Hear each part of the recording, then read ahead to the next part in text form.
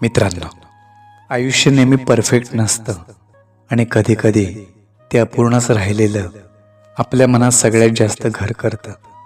कारण प्रत्येकजण काही ना काही गमावूनच मोठा होतो.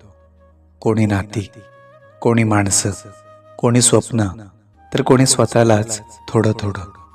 आपल्याला हवं तसं कधीच सगळं जुळत नाही. काही गोष्टी या उशिरा मिळतात, काही कधीच मिळत नाहीत आणि काही मिळून सुद्धा टिकत नाहीत.